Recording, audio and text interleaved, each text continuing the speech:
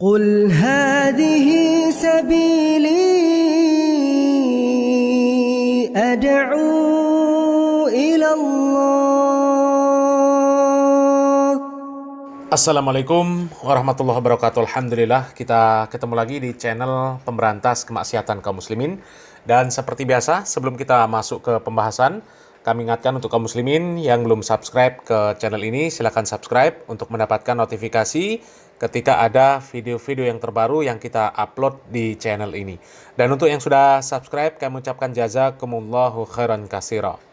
Dan kaum muslimin, kali ini kita akan membongkar bisnis busuk kuburan keramat palsu kaum muslimin.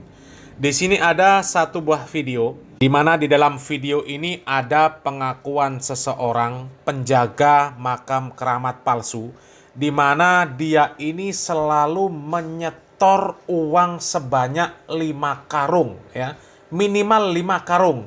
Uang itu disetor kepada Habib Lutfi kaum muslimin. Na'udzubillah min dalik ya. Dan tanpa panjang lebar kaum muslimin, kita langsung saja simak video pengakuan dari penjaga atau pengurus makam keramat palsu tersebut kaum muslimin ya. Kita simak video. Testimoni apa yang saya alami sendiri. Jadi tahun 2021 saya itu mau ke Jombang Tebu Ireng, nengok anak saya karena nyantri di sana.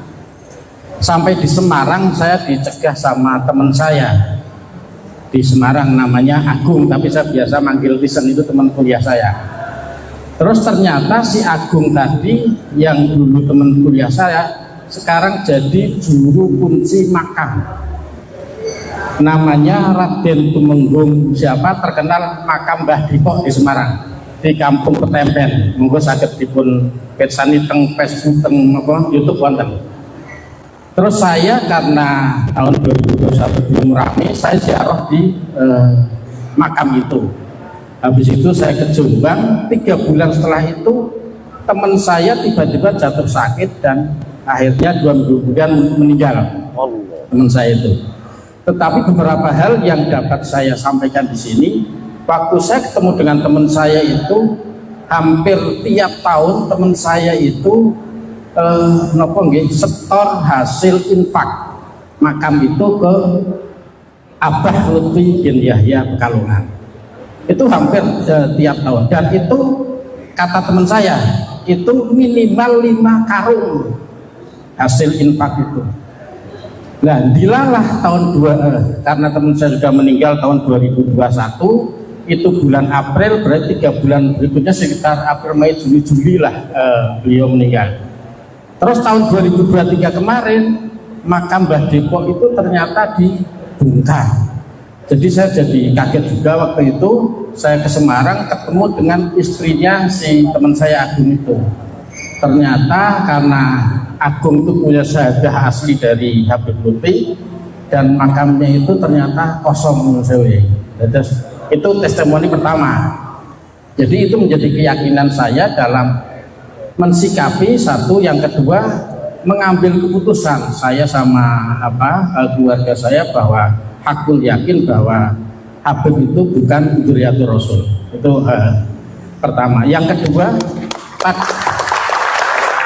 pada bulan Juli kemarin, Kang Sairi sedikit lagi. Pada bulan Juli kemarin, 1 bulan yang lalu, saya diamanati dari orang tua saya disuruh menjual mobil Panther tahun 97.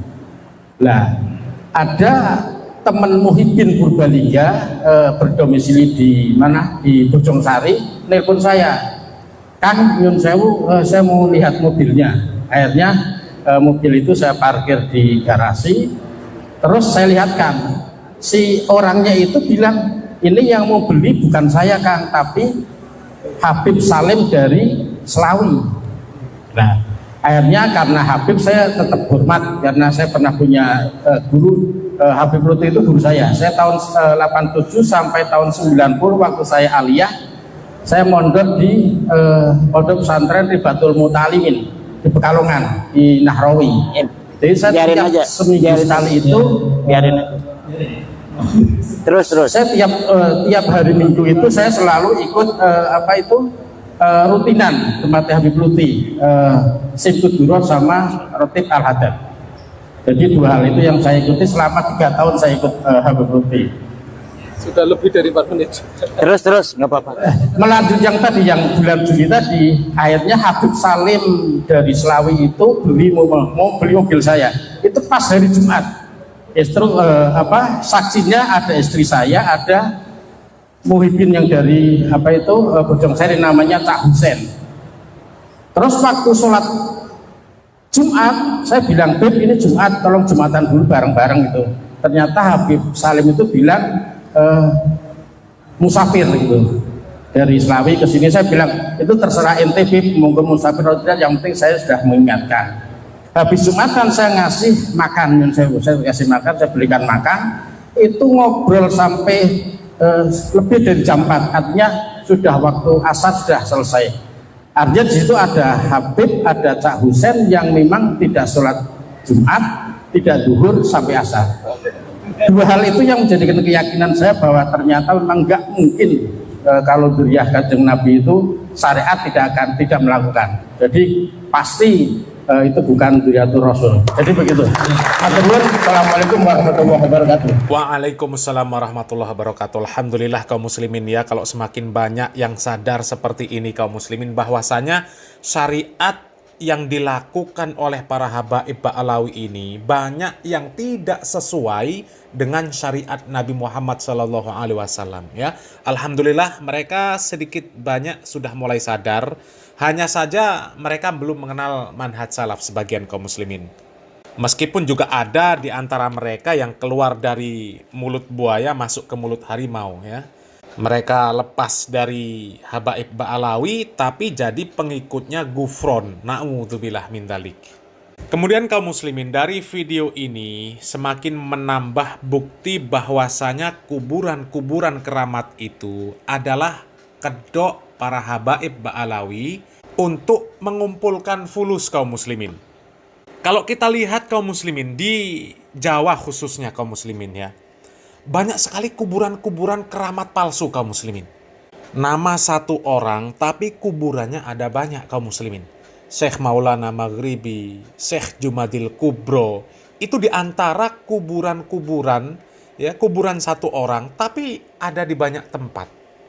Bahkan kuburan yang pernah menjadi konflik ya, kuburan Mbah Priyo ya, itu disebutkan juga bahwa itu adalah kuburan palsu kaum muslimin.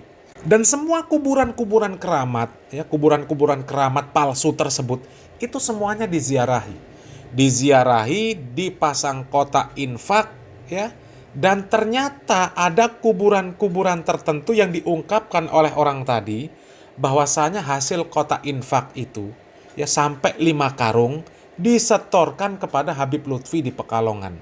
Ini pembodohan ini namanya kaum muslimin ya. Jamaahnya disuruh berziarah ke makam wali, di sana katanya ngalap barokah ya, mencari barokah.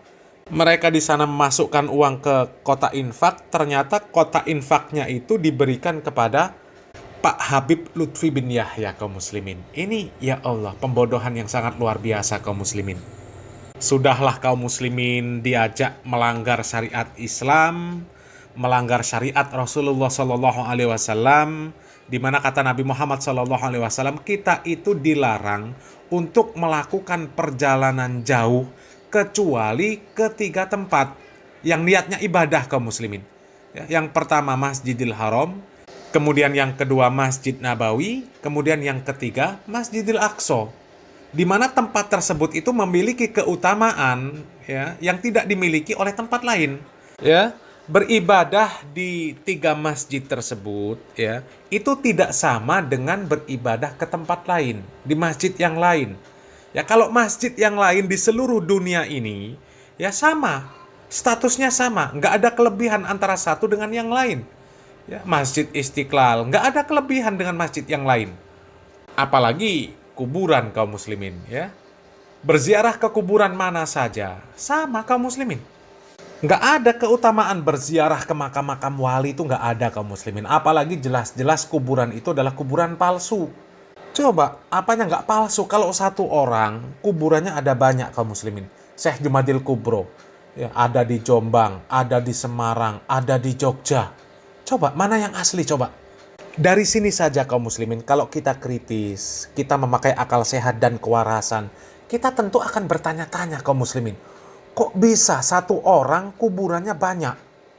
Satu orang kuburannya ada di Jombang, ada di Semarang, ada di Jogja. Ya, kemudian ada Syekh Maulana Maghribi. Ya, itu juga banyak kuburannya. Cobalah kaum muslimin ya, yang kritis kaum muslimin. Kok bisa satu orang kuburannya ada banyak dan semuanya diziarahi, dijadikan tempat untuk ngalap barokah, dipasang kotak amal kaum muslimin. Ya, terlebih dengan kemajuan teknologi sekarang, arus informasi ini sudah begitu banyak ya, dan banyak bukti yang menunjukkan bahwasanya kuburan-kuburan keramat itu banyak yang palsu, dan ternyata fakta menunjukkan itu adalah lahan bisnis orang-orang yang mengatasnamakan agama kaum muslimin.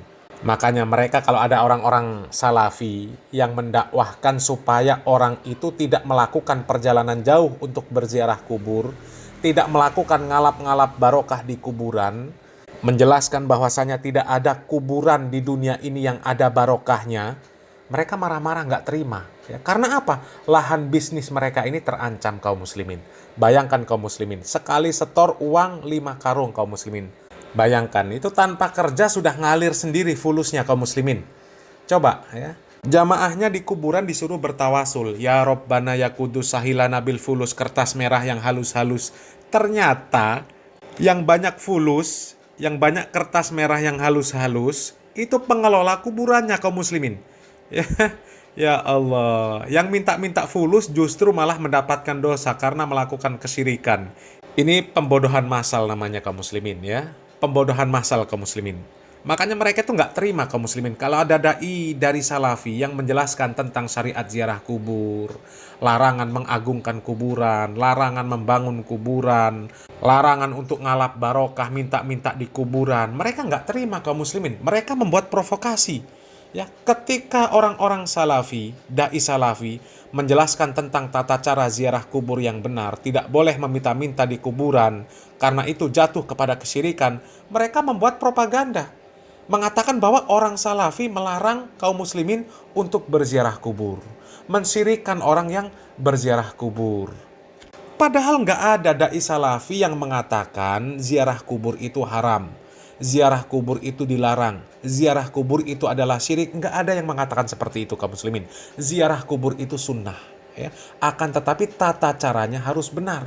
Tidak boleh kita mengagung-agungkan kuburan, tidak boleh membangun kuburan, apalagi meminta-minta di kuburan kaum muslimin. Kita dalam kondisi susah, ya minta kepada Allah Subhanahu wa taala kaum muslimin. Kenapa kita harus minta-minta dengan penghuni kuburan yang mereka ini nggak bisa ngapa-ngapain lagi kaum muslimin? Mereka nggak bisa ngapa-ngapain lagi. Mereka butuh doa orang yang masih hidup, bukan orang yang masih hidup minta pertolongan supaya mereka menyampaikan doa kita kepada Allah Subhanahu wa taala. Seandainya mereka ini masih bisa berdoa kaum muslimin, ya mereka akan berdoa sendiri. Mereka di dalam kuburan ini akan sibuk berdoa untuk diri mereka sendiri kaum muslimin. Berdoa supaya apa? Supaya mereka ini bisa masuk surga ya, tanpa hisab, tanpa azab. Supaya dosanya diampuni semuanya oleh Allah Subhanahu wa taala. Ini kita sudah diajarkan oleh Nabi Muhammad SAW. Sudah disebutkan oleh Allah Subhanahu wa taala supaya kita minta langsung kepada Allah Subhanahu wa taala. Ya, asal memenuhi syarat, doa kita akan dikabulkan. Allah Subhanahu wa taala dengan jelas mengatakan, wa idza sa'alaka ibadi anni fa inni qarib ujibu da'watad da'i idza da'an falyastajibu li wal yu'minu bi la'allahum yarsudun. Dan apabila hamba-hambaku bertanya kepadamu wahai Muhammad, ya, bertanya tentang aku, maka sesungguhnya aku dekat dengan mereka. Aku kabulkan permohonan orang-orang yang berdoa. Apabila dia berdoa kepadaku, maka hendaklah dia itu memenuhi perintahku dan beriman kepadaku agar mereka memperoleh kebenaran kaum muslimin. Allah Subhanahu wa taala sudah jelas mengatakan bahwasanya dirinya dekat. Dirinya mengabulkan doa orang yang berdoa kepadanya dengan syarat orang tersebut taat kepada perintah Allah Subhanahu wa taala. Nabi Muhammad SAW pun memerintahkan kepada kita kaum muslimin Wa idza sa'ala fas'alillah wa idza sta'anta fasta'in billah. Ya, semoga bermanfaat kaum muslimin. Salam waras, salam akal sehat. Barakallahu fikum. Wassalamualaikum warahmatullahi wabarakatuh.